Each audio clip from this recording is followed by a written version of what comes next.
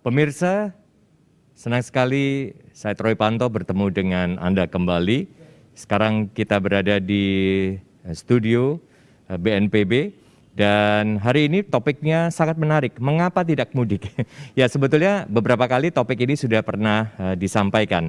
Tetapi tentu saja di dalam dialog yang kita lakukan ada hal-hal yang berbeda ya tentu saja. Dan bersama dengan para narasumber dan juga kita ketahui bahwa kami di sini menjaga jarak ya, mengikuti protokol kesehatan. Studio juga sudah disanitasi. Baiklah, sebelum saya perkenalkan kepada para narasumber yang sudah hadir ya pada hari ini, mari kita pakai ini dulu, disinfektan dulu. Ya, kita semprot dulu.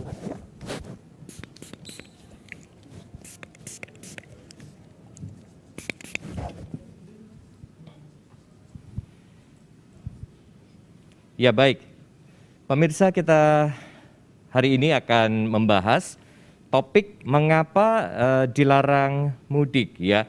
Kita tahu bahwa memang pandemi belum berakhir.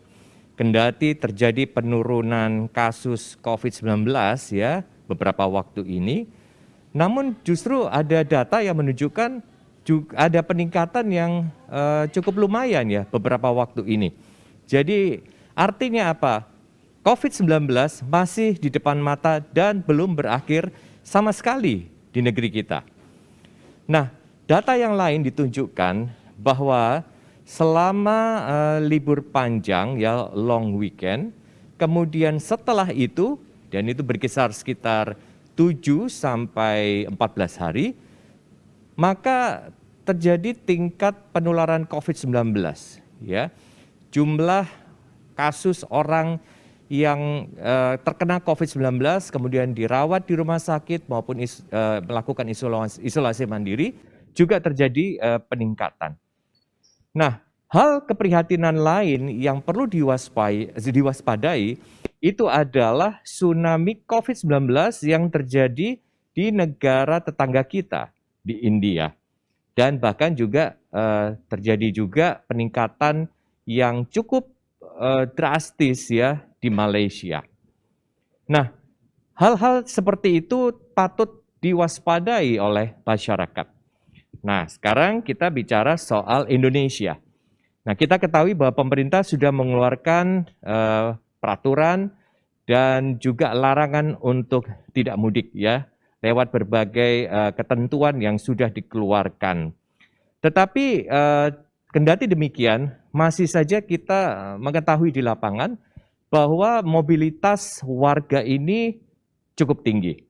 Nah, untuk itu, maka pada hari ini kita akan berbicara bersama dengan para narasumber ya, untuk menambah wawasan kita dan juga menjadikan satu peringatan ya kepada masyarakat untuk tetap taat ya terhadap protokol kesehatan, untuk tetap mematuhi yang namanya 3M, memakai masker, kemudian menjaga jarak, menghindari kerumunan, serta mencuci tangan dengan sabun ya, dengan air yang mengalir. Nah baik, di studio kali ini saya sudah ditemani oleh yang pertama, Dr. Fala Adinda.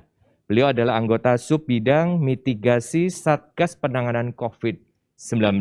Dr. Fala? Halo. Ya. Kemudian juga dengan Dr. Fajri Adal, dokter relawan COVID-19. Selamat sore Pak. Selamat sore dokter. Dan di koneksi Zoom pada hari ini juga hadir Mbak Adita Irawati, staf khusus Menteri Perhubungan dan juga selaku juru bicara dari Kementerian Perhubungan. Selamat sore Mbak Dita. Sore, Mas Troy. Baik, kita ketemu lagi untuk kesekian kali ya, Mbak Dita ya. Betul. Baik, yang istimewa dari bincang-bincang kita kali ini, Dr. Fala, Dr. Fajri ya, Mbak Dita ya. Ini juga dirilai di platform TikTok juga ini ya, untuk menjangkau lebih banyak audiens begitu. Iya, semoga makin banyak yang teredukasi ya Pak ya. Nah itu yang paling penting ya. Iya. Baik, nah saya ke Mbak Dita dulu ya, Dr. Fala, Dr. Fajri ya. Mbak Dita, memang kita sudah sering ya membicarakan tentang hal ini. Nah, tetapi masyarakat ini kadang-kadang ya masih ngeyel kan Mbak Dita gitu ya, atau keras kepala gitu loh. Bolak-balik dibilangin jangan mudik, jangan mudik, jangan mudik. Nah, memang saya kepingin ke basic dulu aja lah Mbak Dita ya, sebelum kepada concerns yang lebih jauh ya, karena terlanjur juga banyak yang sudah ke kampung halamannya dan sebagainya. Nah, masyarakat ini masih juga bersikeras, saya tuh pengen mudik, saya tuh pengen ketemu dengan keluarga saya kepingin kangen-kangenan dengan orang tua saya. Nah, bahayanya di mana sih Mbak Dita ya, sehingga pemerintah ini meminta supaya masyarakat tuh sudahlah, jangan kemana-mana ya, di kotanya saja, tidak perlu mudik. Ini bahayanya ada di mana? Mbak Dita bisa bantu untuk menjelaskan sekali lagi nih kepada masyarakat. Ya, Mas Troy, saya mungkin akan menyampaikan juga dari sudut pandang transportasinya ya, karena transportasi ini kan juga sebagai alat untuk memfasilitasi mobilitas masyarakat. Kalau kemudian dikatakan jangan mudik dulu deh, jangan ngeyel gitu ya, sebenarnya saya rasa sebagian masyarakat sebenarnya sudah tahu. Tetapi perlu kami ulang lagi ya, mengapa sih mudik ini sebaiknya tidak dilakukan. Yang pertama kita tahulah mudik ini ya kita bilang ritual, kita bilang kebiasaan masyarakat setiap tahun ya. Dan tidak hanya dilakukan oleh saudara-saudara kita yang muslim. Yang non-muslim pun juga memanfaatkan libur ini untuk biasanya untuk bepergian ya, untuk wisata. Nah, mobilitas massa yang jumlahnya massal, masif, dan dilakukan dalam kurun waktu yang bersamaan, itu dari lesson learn yang kita dapat dari pembelajaran-pembelajaran dan dari pola-pola yang sudah kami amati di Kementerian Perhubungan, itu memang punya potensi untuk menjadi tempat penularan dan juga punya potensi untuk menimbulkan lonjakan kasus gitu.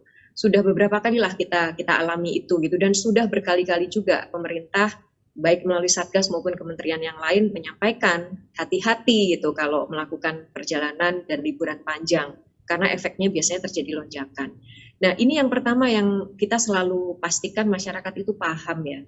Kemudian yang kedua juga kita ketika sudah sampai di kampung halaman, ini belum tentu juga nanti daerah itu punya akses terhadap tes yang mencukupi ya, atau terhadap tracing yang mencukupi. Jadi kita juga mesti menyadari Indonesia ini luas sekali.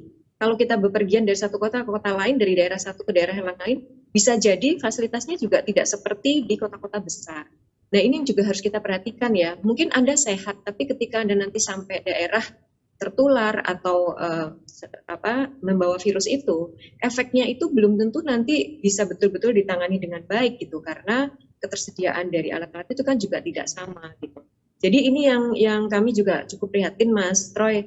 Sampai hari ini saja ini sudah kita tercatat ya, khususnya untuk yang kendaraan pribadi dan sepeda motor, itu sudah lebih dari 138.000 per hari ya, mobil yang keluar Jakarta.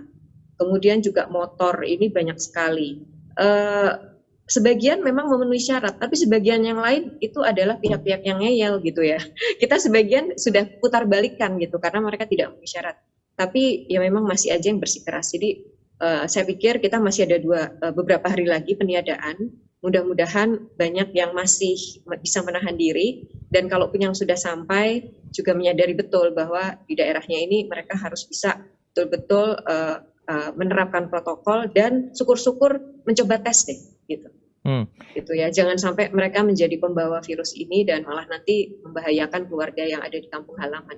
Jadi ini sebetulnya masalah bukan hanya masalah keselamatan ya di perjalanan, tetapi masalah kesehatan ya, dan tentu saja ini masalah nyawa kan sebetulnya kan Mbak Dita yang ingin disampaikan, yang perlu masyarakat itu betul-betul waspada ya dengan segala dinamika kepentingannya apapun, tetapi yang namanya kebijaksanaan ya untuk memutuskan itu menjadi penting pada saat-saat ini, karena ini sedang kedaruratan kesehatan ya, boleh dikatakan ini sedang krisis ya, sedang krisis. Bayangkan kalau misalnya terjadi penularan massal, dan kita sudah ada contoh kan Mbak Dita ya, ada yang mudik di satu kampung hanya satu orang, kemudian menularkan keluarganya, menularkan tetangganya, menularkan jemaah yang waktu itu keluarganya juga hadir di situ ya dalam acara berdoa ya, sembahyang dan sebagainya, dan itu menjadi chaos di daerah tersebut. Nah, Mbak Dita, sekarang di lapangan ya kita lihat ini tadi Mbak Dita juga menyinggung kan ini pengguna kendaraan masih banyak yang ngeyel, kemudian bahkan mereka memaksakan diri untuk menerobos wilayah-wilayah yang sebetulnya tidak boleh dimasuki begitu ya, kan sudah ada petugas gitu ya menahan, memblokade, membarikade. Nah, tindakan tegas apa yang dilakukan oleh petugas di lapangan Mbak Dita terhadap mereka yang ngeyel yang mencoba untuk bernegosiasi bahkan ya di lapangan dengan petugas? Bagaimana ya Mbak Dita ya melihat hal seperti ini? Ya, Mas Troy, kalau kita lihat profil dari orang-orang yang sudah melakukan perjalanan, sebenarnya kalau kita bicara transportasi udara, laut, dan kereta api, itu relatif sudah sangat disiplin dan bahkan kita melihat ada penurunan sampai 77% dari semua moda transportasi itu ya. Di pesawat atau di penerbangan lebih drastis lagi, 93% di masa peniadaan mudik ya. Kemudian kalau kita bicara kereta api, ini juga penurunannya sampai 88%. Jadi sebenarnya di transportasi yang keberangkatannya itu terintegrasi ya di satu titik keberangkatan di pelabuhan, bandara atau di stasiun itu sudah sangat bagus screeningnya. Dan kita lihat dari data yang kita dapatkan dari laporan itu ya memang drastis sekali. Artinya apa yang menjadi ketentuan itu sudah dipatuhi ya. Kalau kita bicara kereta, pesawat sama kapal laut ya, atau juga pelabuhan penyeberangan, kapal-kapal penyeberangan.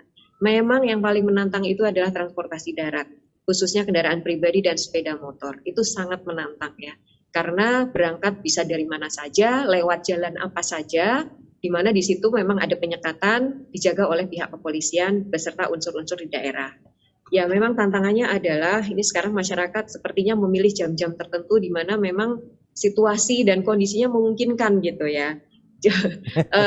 Kita memang akui mungkin petugas juga kadang tidak sebanding dengan pemudik yang bersikeras mau lewat itu ya. Kita tetap menerapkan pendekatan yang persuasif, humanis ya, sehingga ketika terjadi penumpukan yang memang akhirnya agak sulit dikendalikan, pihak kepolisian memang kemudian melakukan diskresi gitu ya. Dengan harapan di penyekatan selanjutnya itu akan dilakukan penyaringan lagi. Karena kan penyekatannya tidak hanya satu, Mas. Lolos dikatakanlah di Bekasi. Setelah itu masuk ke daerah lain itu akan ada berlapis-lapis gitu. Ya kita berharap screening itu efektif dilakukan di titik-titik tersebut. Di samping juga akan ada random testing di beberapa titik, memang tidak di semua titik penyekatan, tapi setidaknya itu bisa men-screening juga ya. Orang-orang yang melakukan perjalanan yang masih bisa menerabas tadi, menerobos titik-titik penyekatan, tapi di satu titik mereka akan terscreening dengan melakukan random testing gitu. Nah ini sebenarnya upaya meminimalisir agar orang-orang yang tetap bersikeras dan ngeyel tadi, setidaknya ketika sampai di kampung halaman bisa dikurangi potensi menularkannya. Iya. Gitu, Mas. Bahkan kira-kira. Betul, bahkan sempat ya kita melihat di berita sangat mengenaskan, sangat literally bahwa menerobos itu betul-betul menerobos ya Mbak Dita ya. Kita lihat ada pengemudi satu kendaraan sudah dicegah ya oleh petugas, lalu nekat malah melarikan kendaraannya dengan kencang sekali ya, dan itu membahayakan petugas dan orang lain, pengendara lain.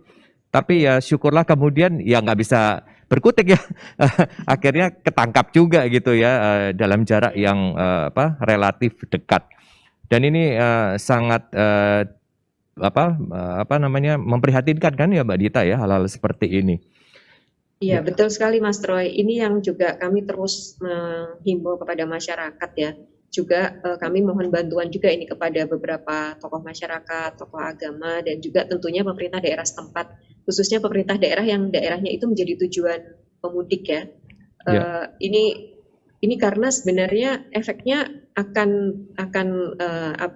melibas kita semua gitu, maksudnya akan berefek kepada kita semua ya. Betul. Khususnya kepada para pemudik yang nekat tadi gitu.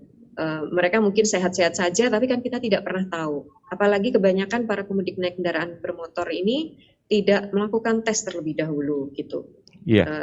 Ya dari random testing yang kita lakukan, kebanyakan memang tidak melakukan tes gitu. Jadi jalan-jalan aja nggak bawa dokumen kesehatannya, Mas. Baru ketika di random testing ketahuan mereka nggak bawa kan. Bahkan ada satu temuan Mbak Dita ya, bahwa ada satu kendaraan memuat penumpang-penumpang dan itu merupakan istilahnya itu ya, charteran gelap ya. ya, travel sewaan. gelap, iya. Iya betul itu. Ternyata drivernya itu ketika dites acak ternyata terindikasi COVID-19. Ini kan sangat mengerikan kan Mbak Dita ya, hal-hal seperti itu. Ya, ya ini juga salah satu yang kalau travel gelap memang jelas-jelas Mas, itu dari awal kita sudah betul-betul memberikan tindakan yang sangat tegas. Kalau itu sudah ketahuan, tentu akan langsung ditahan mobilnya, ya. Dan juga kita akan cek gitu surat-surat, karena sudah jelas kalau travel gelap itu sudah jelas tidak berizin, melanggar undang-undang lalu lintas jalan raya ya, karena itu plat hitam dipakai penumpang. Dan sudah jelas pasti protokol kesehatannya juga nggak diberlakukan, samping harganya juga pasti sangat mahal. Nah ini khususnya untuk travel gelap, kami minta juga masyarakat mohon jangan terbujuk dengan rayuan-rayuan yang harganya kadang-kadang tidak masuk akal. Belum lagi juga keselamatan dan kesehatan Anda tidak terjamin di situ. Betul, Itu yang kami pesankan. Iya, maunya senang sampai di tujuan, tapi malah bisa sakit semua gitu kan ya. Yeah. Bukan dirinya sendiri, tetapi orang lain juga terkena akibatnya. Bayangkan itu rasa bersalahnya yang tidak tertandingi begitu ya terhadap tindakannya yang tidak bertanggung jawab. Mbak Dita, terima kasih. Saya akan kembali lagi ke Mbak Dita. Saya mau tanya ke Dokter Fajri ya, Dokter Fajri.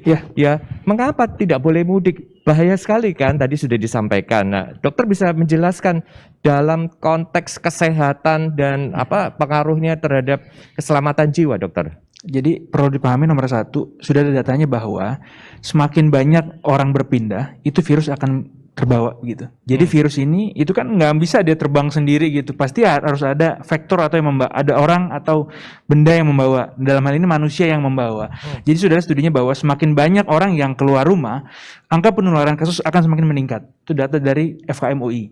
Itu dulu. Jadi ketika nanti penyebaran semakin meningkat, otomatis angka kesembuhan kita memang besar 91,5%, tapi angka kematian nasional 2%. Artinya kalau misalnya semakin banyak penularan, kan misalnya nih angka kita sehari 4.000 yang berat 2% misalnya. Tapi kalau nanti makin menular jadi 100.000 orang misalnya, jadi berapa ribu orang, otomatis kan yang angka kematian dan sakit yang berat akan bertambah banyak gitu. Itulah kenapa pemahaman ini harus betul-betul dipahami oleh masyarakat.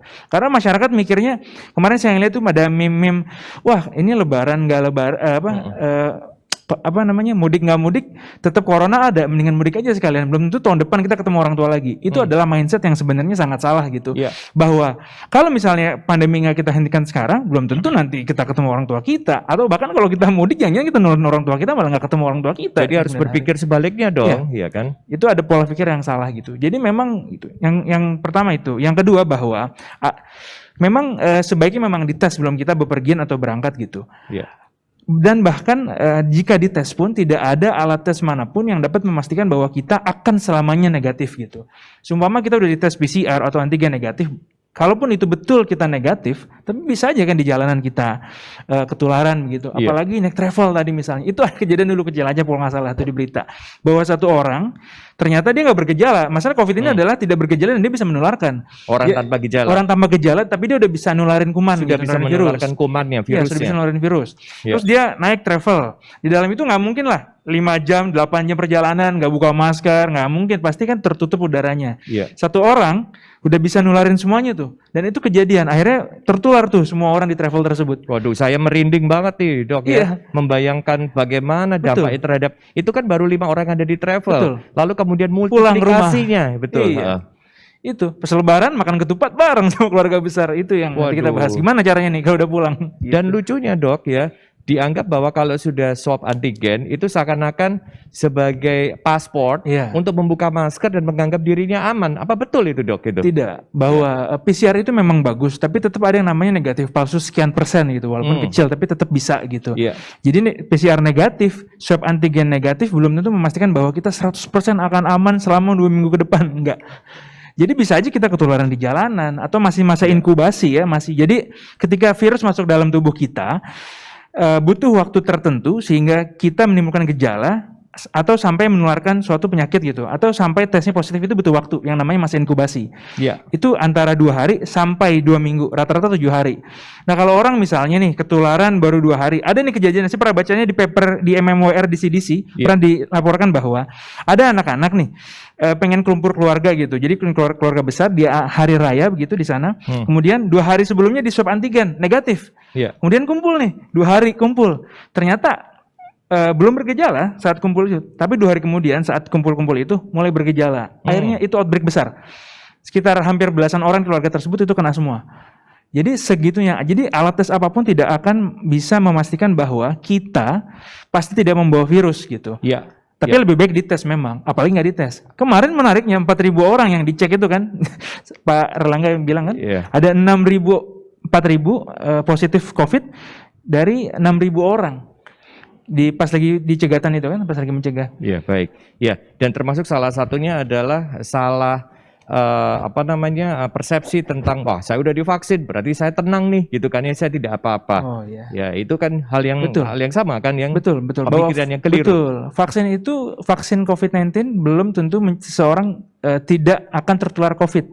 Vaksin itu berguna bahwa ketika dia kena COVID, sakitnya nggak berat gitu. Tapi masih bisa tertular dan menularkan kepada orang lain secara efektif. Baik, dan ini betul-betul satu peringatan ya kepada kita semua ya, agar harus berpikir jangan 1-2 kali lagi, tapi beratus-ratus kali ya kalau kita itu mau melakukan aktivitas, apalagi mobilitas ya, ketemu dengan keluarga kita, orang tua kita, bahkan yang lanjut usia. Betul. Karena kan potensi risikonya tinggi sekali. Risikonya lansia dan mungkin punya komorbid dan mempunyai penyakit bawaan. Sehebat apapun peraturan dirancang, kalau misalnya manusianya nakal akan semakin susah. Inilah kenapa kesadaran kita tuh nomor 1 sebenarnya. Itu yang paling penting. Itu kata kunci yang sangat bagus, Dok. Kesadaran kita itu penting sekali, dan itu juga memitigasi. Betul. Ya, supaya kita tidak tertular. Bicara soal mitigasi, nah ini ada Dokter Fala nih ya. Dokter, ini fenomena masyarakat yang terjadi gitu kan ya. Masih juga ngeyel, keras kepala, dan juga masih banyak persepsi yang keliru ya tentang sudah swab antigen, PCR, bahkan vaksin dan sebagainya. Ini apa yang terjadi nih dokter di masyarakat ini, dan sebaiknya mitigasi seperti apa yang harus dilakukan, bukan hanya pemerintah ya dokter ya, tetapi seluruh komponen. Silakan. Iya, bulan Ramadan itu terutama di Indonesia di mana kita mayoritas adalah umat Muslim. Memang adalah bulan yang ditunggu, di mana dia penuh kasih, penuh berkah, di mana Idul Fitri kepengennya ketemu dengan keluarga, sungkem, ketemu eyang, ketemu nini buyut dan lain sebagainya. Gitu, dan itu sudah berlangsung puluhan tahun, di mana sudah menjadi tradisi, sudah menjadi kebiasaan, dan itu sulit hilang. Jadi mudik itu menjadi sebuah hal yang menjadi paket di Indonesia. Sepertinya kalau tidak mudik ada yang kurang. Sepertinya kalau tidak mudik Lebaran menjadi hal yang hambar. Sepertinya kok kalau tidak mudik jadi anak durhaka, nggak ketemu orang tua. Hal-hal seperti itu harus ada yang meluruskan, dan yang meluruskan itu semua pihak. Dan apalagi ini suasana pandemi. Jadi kita membutuhkan informasi yang benar, tegas dan bernas mengenai ini semua. Yang artinya mobilitas massa dalam jumlah besar itu membuat negara akan menjadi kepayahan dalam hal fasilitas pelayanan kesehatan yang nantinya bisa kolaps. Pemikirannya harus pemikiran dari helikopter yang lebih luas lagi. Jadi kita tidak bisa memikirkan diri sendiri. Saya aman. Saya udah swab antigen, saya udah swab PCR. Iya, Anda aman. Lalu bagaimana itu yang kalau lain? dilakukan ya. Lalu bagaimana kalau yang betul. lain? Dibutuhkan semua pihak untuk bisa menyelesaikan pandemi. Dibutuhkan semua orang yang bahu-membahu, gotong royong untuk bisa menyelesaikan ini semua. Untuk bisa menurunkan angka dari korban-korban yang berjatuhan karena COVID-19. Jadi nggak bisa hanya mindsetnya itu saya aman dan saya bisa melakukannya. Harus semuanya. Jadi ditahan dulu keinginan untuk mudiknya agar kita bisa menyelesaikan pandemi ini dengan lebih cepat. Karena satu orang mudik itu bisa mengajak semua orang dan hingga ribuan orang bisa menjalankan itu secara massal, dan pergerakan orang-orang secara banyak Yeah. itu bisa mengkolapskan pelayanan kesehatan, dan itu yang selalu ditakutkan. Yeah. Dan itulah alasan, itulah aspek pemerintah melarang orang untuk mudik, bukan melarang orang untuk bertemu keluarganya in per se. Ya, betul. Bukan hanya sekedar lu bisa bawa virus loh ke kampung, nggak hanya seperti itu. Tapi bila pergerakan populasi, pergerakan masyarakat dalam jumlah besar, dan ketika pulang kita semua tiba-tiba angkanya melonjak dan pelayanan kesehatan kolaps, negara akan susah. Dan itu adalah bagian dari mereka yang melakukan itu menularkan itu ya kan ya. Itu bagian orang yang membuat situasi menjadi bertambah runyam. Kan kita tidak kepingin seperti negara-negara tetangga kita kan. Dan pandemi ini adalah masalah kesehatan masyarakat yang artinya ujung tonggak dari penyelesaian pandemi ini adalah masyarakat. Mudik dilakukan oleh masyarakat. Oleh karena itu kita harus menyelesaikan penyelesaiannya adalah masyarakat tidak mudik. Dok, ada juga yang warga sudah tahu ya bahwa dia tidak mau mudik dan sebagainya, tetapi sekitarnya yang keras kepala dan malah bicara sama orang tersebut nggak apa-apa gitu. Dan sekarang ada teknik nggak untuk menyampaikan mengconvince gitu kan ya orang ini? Iya, kalau meminjam ayat Al-Quran, ini dalam suasana bulan suci Ramadan, sampaikan walau hanya satu ayat. Baik. Jadi selalu sampaikan informasi yang benar. Dari Satgas, dari pemerintah, rasanya kita tidak kekurangan informasi yang benar mengenai pandemi. Rasanya kita tidak kekurangan media-media yang cukup kredibel untuk bisa menyampaikan bagaimana caranya agar mudik secara virtual. Rasanya kita tidak kekurangan teknologi untuk bisa saling silaturahmi. Jadi pergunakanlah media-media tersebut untuk bisa berbagi rindu. Karena di saat pandemi sekarang, tidak bertemu adalah mengungkapkan rasa cinta paling besar kepada keluarga kita. Iya, baik. Jadi ada banyak cara sebetulnya yang bisa dilakukan. Dan marilah kita mengikuti informasi-informasi, sumber-sumber informasi maksud saya yang memang kredibel ya seperti hari ini ya melalui YouTube BNPB Indonesia, kemudian lawan COVID, lalu juga ada di TikTok lawan COVID juga, dan kemudian ada informasi ya yang pemirsa bisa dapatkan di website covid19.go.id dan masih banyak lagi termasuk di kementerian dan lembaga, karena terlalu banyak hoax ya di antara masyarakat ini sehingga membingungkan masyarakat. Ya kan ya Dok ya, bukan hanya masalah tentang perilaku, tetapi masalah kesehatan kan Dokter Fajri. Terlalu banyak hoax ya yang beredar di masyarakat. Saya mau ke Mbak Dita dulu sebelum ke Dokter Fajri sama Dokter Fala. Mbak Dita, sekarang masyarakat ada yang sudah berada di tempat atau lokasi, entah itu kampung halaman atau tempat tujuan dan sebagainya dengan berbagai alasan. Ya artinya sudah ada di situ. Nah berarti tentunya sekarang kita mensikapi bagaimana kemudian nanti arus balik ya setelah Lebaran ini bahkan liburan.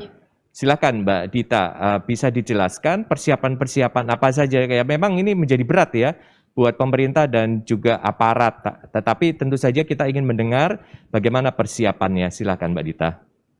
Ya Mas Troy, kami sudah mencoba melakukan kajian ya dan juga survei untuk memprediksi kira-kira arus balik ini akan terjadi polanya seperti apa. Dari hasil kajian kami, kita melihat bahwa akan terjadi lonjakan arus balik itu sekitar H+3 dan H+7 dari Lebaran. Ya, H+3 dan H+7. Ini polanya terjadi hampir di semua moda transportasi, tapi sepertinya yang paling tinggi itu akan terjadi untuk kendaraan-kendaraan darat ya, termasuk yang tadi motor dan kendaraan pribadi. Untuk transportasi seperti pesawat, kemudian kapal, kereta api, sekali lagi ini untuk kembali kan juga sama ya, mereka akan melewati simpul-simpul keberangkatan. Jadi memang screeningnya lebih mudah. Dan di situ juga ada syarat perjalanan yang kembali diperketat ya kalau setelah tanggal 17. Setelah tanggal 17 ini kan nanti perjalanannya akan diperketat dengan hasil tes negatif COVID itu hanya berlaku 1 kali 24 jam. Kembali lagi seperti masa sebelum peniadaan mudik. Nah, sementara untuk kendaraan darat ini memang sesuai ketentuannya sebenarnya kan hanya berupa himbauan ya, himbauan untuk tes. tetapi mereka akan sangat dimungkinkan akan terkena random testing di tengah perjalanan. Nah, kami sedang mengusulkan, Mas Troy, khusus untuk sepeda motor dan kendaraan pribadi ini, untuk dilakukan random testing yang lebih banyak. Ya, lebih banyak secara volume maupun secara titik-titik tempat diselenggarakannya random testing itu. Khususnya di beberapa titik kota yang kita sudah amati, ini akan menjadi tempat orang lewat, harus balik lewat, dan itu volumenya banyak. Ada beberapa kota yang sudah kita identifikasi termasuk di Madiun ya, di Ngawi juga. Kemungkinan besar akan dilakukan itu dan akan dilaksanakan secara gratis. Jadi kita betul-betul ingin meminimalisir jangan sampai katakanlah ya ada virus yang sudah dibawa ke kampung halaman. Yeah. Mudah-mudahan bisa ditangani oleh nakes setempat. Ketika balik ke Jakarta juga jangan ditransmisikan lagi gitu. Jadi ini yang kemudian kita lakukan dengan cara screening di beberapa titik yang lebih banyak. Dan juga volumenya, alat ujinya juga lebih banyak. Kita kerjasama tentu nanti dengan Kemenkes dan juga tentu Satgas Covid. Ketika itu kemudian dilihat ada yang terindikasi ya positif terkena COVID-19 ya Mbak Dita. Lalu apa sudah dipersiapkan antisipasi tindakan kepada pengendara tersebut Mbak Dita? Ya, tentu sesuai prosedurnya ya, Mas. Kalau ada yang reaktif, karena ini nanti kan alatnya adalah untuk screening ya, bukan diagnosis. Tentu nantinya kalau reaktif akan ditindaklanjuti dengan pemeriksaan lebih lanjut ya, akan dites PCR. Ya, ini memang satu challenge tersendiri karena daerah-daerah yang dilewati ini kan sekali lagi akses terhadap alat tesnya, kemudian ketersediaan infrastruktur kesehatan mungkin juga tidak sama. Ini yang sekarang ini sedang kami persiapkan, Mas Troy. Nanti malam kami rapat koordinasi lagi dengan lintas kementerian, memastikan bahwa rencana-rencana itu realistis untuk kita lakukan. Jadi alat juga kita siapkan melihat dari data yang sudah mudik, keburu mudik, baliknya akan berapa jumlahnya, itu yang kita coba jadikan acuan. Gitu. Ya ini semua upaya kita lakukan lah. Sekarang sudah banyak yang keluar, ya tentu ketika balik lagi kita upayakan mereka adalah orang-orang yang bisa terscreening dan tidak punya potensi untuk menularkan lagi. Begitu Mas. Baik, ya Mbak Dita, seperti biasa karena kita kan nggak mempunyai luxury time ya, waktu kita nggak banyak ya. Saya harus berbagi juga kepada beberapa narasumber ini.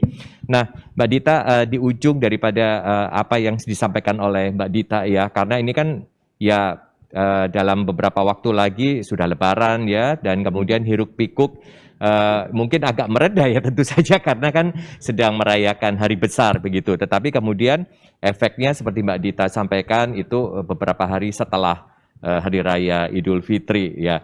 Ada hal-hal yang pokok yang Mbak Dita perlu sampaikan kepada warga ya menjelang Hari Raya Lebaran ini, dan kemudian setelahnya yang kita khawatirkan nanti malah terjadi transmisi arus balik ya, mereka yang terkena infeksi atau terinfeksi COVID-19. Silahkan Mbak Dita. Baik Mas Troy, ya ini kita masih H-2 dari sebelum hari Lebaran ya. Kita melihat masih akan ada arus yang berusaha untuk mudik, itu kami di perhubungan masih melihat adanya potensi itu. Sehingga malam ini juga, dan sebenarnya sudah dimulai dari hari-hari awal pelarangan, petugas itu diturunkan dan akan ditambah lebih banyak gitu. Karena kita mengantisipasi masih akan ada lonjakan, itu khususnya pengendara sepeda motor dan kendaraan pribadi. Sekali lagi, dua moda ini yang memang sangat potensial untuk terjadi lonjakan.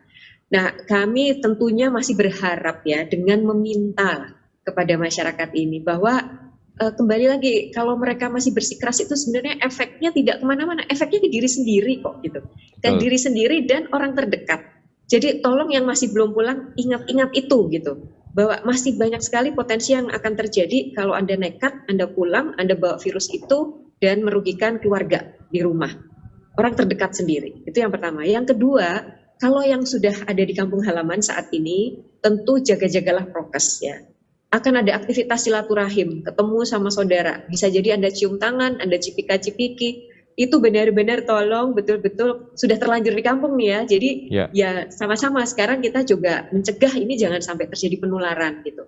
Dan nanti yang ketiga, ketika balik ke Jakarta, mohon please betul-betul upayakan sudah melakukan tes kesehatan, meskipun itu bukan satu paspor tadi ya istilah Dr. Fajri, paspor bahwa Anda itu bebas, setidaknya mengurangi risiko lah gitu.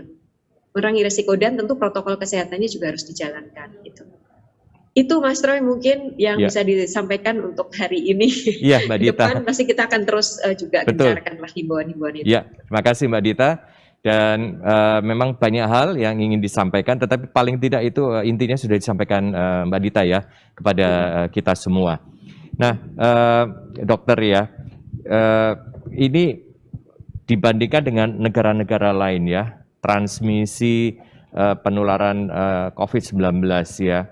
Ini kita bicara Indonesia saja atau sebetulnya ini juga ada Pelajaran dari contoh lain. ya dari negara-negara lain gitu dok ya, biar masyarakat tuh mengerti ini bukan tentang Indonesia saja begitu loh dok ya. Nomor satu yang perlu dipahami, kita adalah masih kondisi pandemi dan bukan kita aja, seluruh negara di dunia, semua benua di dunia lagi naik angkanya. Ya. Yang kedua, terjadi angka peningkatan yang luar biasa di beberapa negara karena perpindahan penduduk yang secara cepat, terutama karena memang waktu itu ada upacara keagamaan juga. Contohnya di India yang lagi luar biasa, sehari 400.000, meninggal bisa sehari 4.000. Kemudian di Nepal sekarang tetangganya, Chili, kemudian Brazil, sebelumnya juga sempat sama, dan beberapa memang negara-negara Kamboja, Myanmar, Malaysia gitu, karena ada upacara keagamaan juga saat itu. Dan Malaysia benar kehabisan krisis ICU sekarang kan.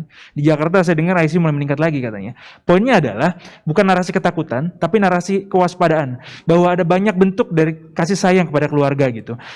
Kasih sayang itu kan kita harus samperin, enggak, tapi ada banyak manifestasi bentuk dari kasih sayang yang orang harus paham ini. Kalau saya sayang sama nenek saya, ya saya jangan ketemuin gitu, jangan jangan salaman, apalagi ngobrol bareng, makan bareng, itu bahaya. Jadi kalau terlanjur datang sampai ke halaman atau sampai tempat tersebut, pertama jangan masih tetap prokes seperti ini. Kita boleh bertamu asal gini caranya. Kalau begini caranya nih, jaraknya 1 meter minimal, kemudian pakai masker semua orang, itu aman. Dan apalagi misalnya udaranya terbuka, itu yang harus dipahamin. Kemudian yang kedua, balik ke Jakarta atau ke kota asal, itu tetap jaga prokes juga gitu. Minimal Anda kalau memungkinkan isoman 10 hari deh. Misalnya, jangan ketemu orang gitu. Jika memang ada anggaran untuk tes, ya lebih baik lagi. Jika tidak memungkinkan, Anda isoman 10 hari, mau berangkat ke kantor, mau kemanapun, itu penting untuk menjaga isolasi tersebut. Contohnya karena gini, harus difahami bahwa pemerintah mengupayakan yang terbaik, tapi masyarakat harus membantu, karena mau sehebat apapun anggaran yang digelontorkan, upaya yang digelontorkan, kalau masyarakatnya nggak bisa siap dan nggak mau ikut kerjasama, itu nggak akan bisa berhasil. Ini adalah kerjasama, ini membutuhkan kerjasama semua pihak bergandeng tangan. Kita masih dalam kondisi pandemi. Saya pengen ngasih contoh, ada negara-negara yang berhasil menangani pandemi dengan kedisiplinan. Vaksin itu penting, tapi tetap butuh proses vaksinasi. Ada Australia, ada Selandia Baru, ada Taiwan. Kita bisa mention negara tersebut itu berhasil karena protokol kesehatan yang baik. Dan kita bisa kembali ke situ, kembali kepada kedisiplinan kita supaya nanti ekonomi bisa pulih, semua bisa pulih. Itu demi kita sendiri. Jadi ada banyak bentuk sayang kepada keluarga kita. Itu quotes dari saya. Iya. Jadi artinya kita semua mengharapkan pandemi ini segera berlalu. Tetapi tindakan kita itu juga harus benar juga begitu, ya kan ya. Kalau Anda ingin pandemi segera berlalu, maka ya disiplinlah gitu. Ya, tahan diri, sabar begitu. Ya dok. Sabar. Ya. Nah, Dokter Fala, ya kebetulan ngomong perubahan perilaku dan juga Anda adalah seorang dokter. Ya, tadi saya hanya ingin menyambung apa yang disampaikan Dokter Fajri ya. Di satu sisi masyarakat begini, ya saya sehat kok gitu kan ya, dan loh saya nggak apa-apa nih gitu loh, iya kan ya. Lalu kemudian dia ngelihat orang lain nggak apa-apa, mereka nggak apa-apa, ya berarti saya juga nggak apa-apa. Lalu mereka melihat ya pas yang kena, kalau pas nggak kena nggak apa-apa. Ini bagaimana nih dok, ini bener nggak sih pemikiran seperti ini? Iya, saya rasa semua udah disampaikan. Iya. Dari Ibu Dita, dari Dr. Fajri juga. Jadi kalau saya mewakili dari bidang perubahan perilaku Satgas dari mitigasi, saya hanya ingin kembali terus-terusan mengingatkan ini adalah adaptasi dari kebiasaan baru. Jadi lupakan yang lama, bahwa inilah yang baru. Bahwa kita harus terus-menerus, ada yang namanya memakai masker kalau di saat sekarang. Ada yang namanya menjaga jarak. Ada yang namanya mencuci tangan dengan menggunakan sabun. Bila tidak memungkinkan, oke kita pakai hand sanitizer. Lalu jauhilah kerumunan, batasi mobilitas. 2 yang terakhir itu sering dilupakan oleh orang-orang sehingga mereka mendobrak protokol kesehatan tadi. Gitu. Jadi selalu ingat 3M. Dan tambahan lagi adalah jauhi kerumunan dan batasi mobilitas itu sendiri. Iya.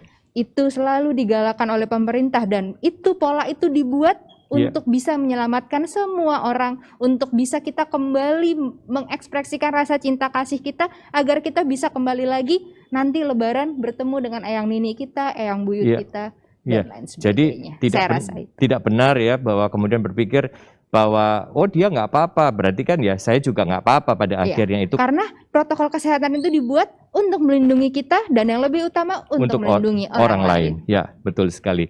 Baik, ya terima kasih untuk kesempatan kita. Ya, sayang sekali waktunya terbatas, tetapi nanti kita akan tentu saja gali dalam perbincangan yang berbeda. Terima kasih Dr. Fala Adinda. Sama-sama. Kemudian Dr. Fajri Adai, terima kasih Dok ya. Dan juga Mbak Adita, terima kasih untuk waktunya dan juga kesempatan pada hari ini Mbak Adita. Terima kasih. Baik pemirsa, dengan demikian saya menyudahi pembicaraan kita pada hari ini dan semoga bermanfaat dan tentu saja tetap patuh pada protokol kesehatan, tetap memakai masker dan memakai masker juga harus benar ya, jangan dipelorotin, jangan pernah dilepas.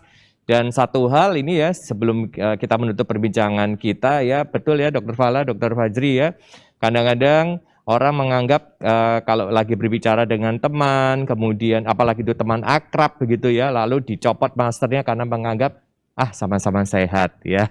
Sekali lagi ini adalah adaptasi baru, maka kita harus disiplin terus memakai masker kita.